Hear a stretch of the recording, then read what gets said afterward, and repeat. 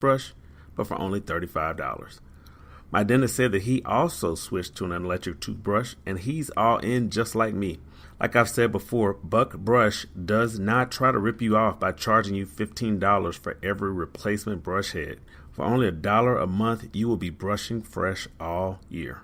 Buck Brush vibrates strong enough to make a difference in your brushing, and the vibrations act as a timer as well. Stop spending hundreds on your electric toothbrush and set yourself up for a great dentist visit, just like I had this week. Visit buckbrushco.com to get started. That's buckbrushco.com. Join the revolution and let's vibe together.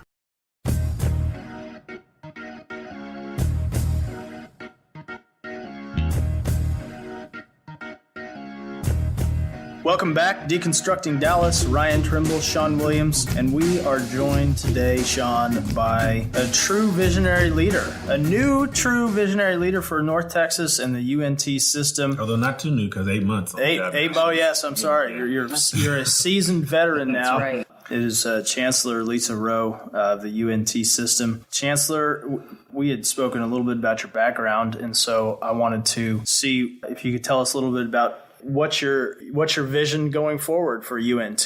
Well, I got a chance to talk about that with the Dallas Regional Chamber too, and really my vision's simple, but it's not going to be easy. And I had to say not rocket science, but it's fun. We're going to focus on growth. We're going to focus on enrollment growth because we want to educate the masses in pursuit of a better life for our students and better quality of life for our community. And we're going to be focusing on outcomes that are career-ready students. I mean, that's what it's all about for us. And so that's my vision, and how to get that vision done is really 3 key ways. We're going to be focusing on serving our ever-diversifying population of students. We have traditional students. We have students that work. We have adult students that are, in jobs, and they need to have ongoing continuing education. We're going to focus on innovation, and that means innovation both in R&D, but also innovation in new ways of teaching and learning. That's really important, things that we're working on. And the third way is partnerships. We have to have partnerships with high schools. We have partnerships with community colleges, but then also partnerships with the business community and making sure that we're delivering what the business community needs, as by way of workforce. And that's just so critical for us. So that's my vision. And like I said, it's not rocket science, but it's what we're working on. And, I know a big part for the UNT flagship campus in Denton has been research. And, Ryan has worked with our Texas state legislator in the higher ed area. And for many years, they talked about more Texas institutions being tier 1 research institutions. And UNT has achieved tier 1 research status. So can you talk about the importance system-wide of research for your universities? Oh, absolutely. It's very exciting for us. 2016, we became a tier 1 Carnegie research institution, and we're really proud of that. And research is fundamental. It's one of my key goals that I'm working on across all 3 of our universities, and it's one of the key things I report on to our board every quarter. And it's just fundamental because that is where kind of then. First of all, it's really your students working on things that are so important to our community, to the nation, and so it's fundamental that we have research dollars coming in and we're working on these things. And it's part of being really innovative and entrepreneurial as well. I'm proud to say our University of North Texas is number 19 in the nation for Masters in Innovation and Entrepreneurship, and number 17 nationally in business analytics. So those are kind of key areas that are up and coming and really important from that regard. So those are the kind of things that we're working on, but we do research in all kinds of different areas. And so that comes from even, public health but then key from our health science standpoint and our health science centers. So we're excited about the kind of things that we're doing across our universities. And entrepreneurship and innovation is big here in DFW, and it's something that we not aspire to, but we are. But part of that is folks coming from your university who come out ready to start their businesses to make a difference. And so I think it's great for us and our listeners to know that that's a big part of what's driving innovation here in Dallas. Yeah, it absolutely is. Yeah, absolutely. And so You'd mentioned the word growth, and tell us about where you see the growth happening at UNT throughout the system, and what are the important growth metrics that you all are looking to capitalize on? Yeah, I mean, we're focused on growing research and development. We're our top programs. We're growing our foundational assets. Those are all kind of fundamental things that we're doing. But we want to be a best place to work as well, and then a more efficient and effective system. So those are all things that we're focusing on. We're growing enrollment, and we're growing more graduates, right? So we want to be graduating more students, and we're doing that and have key growth targets moving forward. So we're pretty excited about all. And I want to brag on some of the folks that we get to work with at our company down at UNT Dallas, because we've worked with them for many years. And for myself, I followed UNT Dallas since it was in the warehouse district down south of I-20 on Hampton. And to have President Bob Mong there, to have Monica Williams there on the fundraising side. Once I came on the company, they were new, along with Dr. Gasco. Dr. Stewart as the provost. There are so many great folks that are working at UNT Dallas, and I think we see that through the enrollment numbers blasting past 5,000 students. You go down yesterday or 2 days ago, I was there for the strategic planning session, and you see the new student success building going up that's going to add to the campus. And so it's really something not just for UNT and the system to be proud of, but it's something for everybody in Dallas to be proud of. Oh, absolutely. I mean, we're growing so fast. We've grown 40% at our Dallas campus alone in the last 2 years. And we're well on the way to getting to 5,000 by 2020, which is our target. Overall, we're striving to get close to 48,000 students. We're at 43,000 today this is by 2020. So we're really working, and we're already over 10,000 graduates. We're producing 10,000 graduates annually, which is just amazing, right? So we're rapidly working to increase that by 13% by 2020. So we're working hard to make that happen. You were asking about research and development too, and I was trying to remember. So our target's, I think, about 40% growth in the next 2 years in R&D. So we've got some pretty ambitious goals, and we're on it. So I love it. And then you'd said that you're really focused on getting more people across graduation stages. I know you have one scholarship program that's really exciting. Can you tell us a little bit about that? It's focused on completions, I believe. Yeah, absolutely. It's our Bridging Gap Scholarship. I just got to kind of kick that off right around the time I talked to the chamber a few months ago. And what we're really looking at and working with all three of our universities, everybody said, we do have scholarships that we have for incoming students, but a lot of times where we forget about our students and we lose a lot of students is in that last year. And it doesn't take a lot to get them over the goal line, right? It just needs, and they get overwhelmed. Life happens. And life happens. They get overwhelmed, and then they end up leaving just a tad early, where if they had finished, they would, it would make a huge difference in their income for the rest of their life. And so what we want to do is bridge that gap and get students the funding that they need in that final year and get them over the finish line and get them out there in the working world and producing. I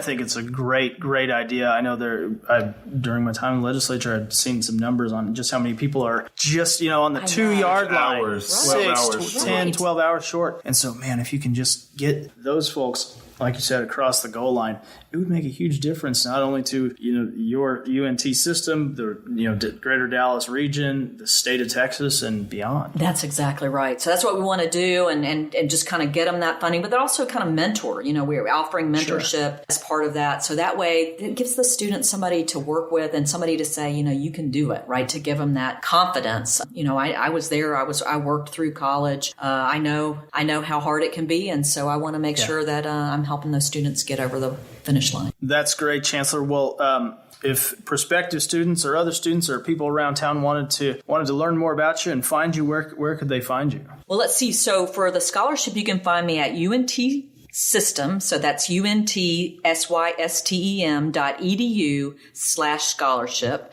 But then you can also find me on social media. I'm on Instagram. I'm on Twitter at Chancellor Roe. So look for me out there. That's great. Well, we will tweet at you.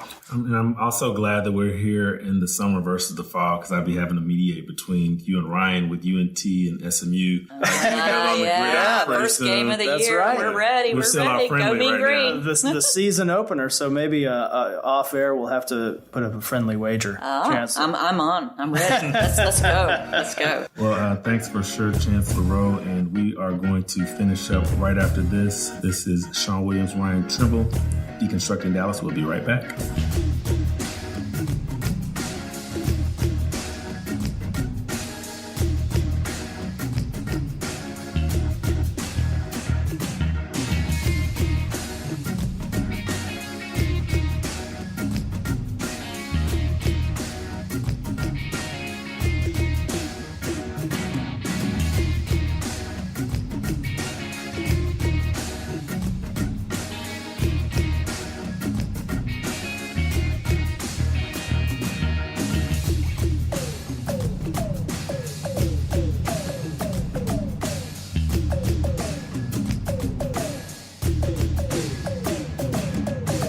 Welcome back, Deconstructing Dallas. Ryan Trimble, Sean Williams. Sean, what a neat lady. I'm so glad we had the opportunity to interview Chancellor Lesa Roe of the UNT system. We talked about it after her speech at the regional chamber, just how exciting it was, and to have someone like that in our area. And I've since seen her. We had a conversation at the Grove South meeting out at Trinity Forest, and every time I see her, I just really get excited about the leadership and experience that she brings to our area. Yeah, I mean, what a dynamic visionary. But you know what really stands out to me about her? What a hard worker she is. I mean, she tells her background story about, picking corn in her grandfather's field and, working her way through college at the University of Florida. I mean, this lady knows how to get work done, and I think she's such a great fit for this system. But the way that students can relate to that story, like when she talks about working at Wendy's, I mean, in being the first one in your family to go to college, and you having a place in your town where you can go to college. Not everybody has that, but when you have that, it's something to take advantage of. When she says those words, I relate to that. And for parents who are sending their kids, or for parents who want to go back to school at any of these schools in the system, it's really exciting. Well, Sean, I will say that I hope that Coach Sonny Dykes has the Mustangs working just as hard as Lesa Roe, because I don't want to lose a wager to her on the first game of the season, September 1, when my Mustangs head to UNT to take on the Mean Green. Is that Apogee? It's at Apogee Stadium in Denton. Apogee. Yeah, I've not been to a game there. I've seen it in some visits that I've had to the campus, but that might be an opportunity for a Deconstructing Dallas road trip. Who knows? Hey, count me in, sir. Right? Yeah, count me in. Let's tentatively. I'm going to put that down in pencil. It's also my wedding anniversary, so I may have to buy some extra flowers this year. I mean, if anybody could find a way to work an SMU Mustangs game into their anniversary weekend, I know it would be you. I am the man for it. Yeah, and I'm sure, as I know, Mrs. Trimble is listening to this, shaking her head right now. Absolutely. So, Ryan, we got to make sure that we find Chancellor Roe, hopefully at the game if we're there, because it'd be great to catch a game. Yeah, since she probably won't be letting me into her suite at the game in my, over-the-top red and blue and my visor looking like a, assistant weight and strength and conditioning coach. Now, you've had a pretty big week, and before we go, I just wanted to talk about the Mayor's Back to School Fair here in Dallas, and you were at the kickoff. I had an opportunity to go to the Tarrant County kickoff for the roundup for their back to school effort out there with Walmart, but you had an opportunity here in Dallas to work on the Mayor's Back to School kickoff. Yeah, big thanks to our great client, Walmart. They've done it again. I believe this is the 13th year to be the title sponsor of the event in Dallas, and I think they're going on 10 years in Tarrant County. But we had the kickoff event earlier this week, and it was a great event. Mayor Rawlings shared that this is the biggest back-to-school fair in the nation. He's talked to some other mayors around the country, his counterparts in cities across America, and he says, this is the biggest back-to-school fair. So hats off to you, Walmart. You've made it a really, really amazing event. And I believe it. I mean, when you go there on the day of the back to school fair, there are families lined up throughout Fair Park who are waiting to make sure that they're able to take advantage of not just, and I know people, when you think of that, you think of backpacks full of goods and pencils and pens and paper, which is great, but also the eye exams, the health screenings that are also part of the back to school fair. Yeah. No, this is not just grab a backpack full of stuff, although that is part of it.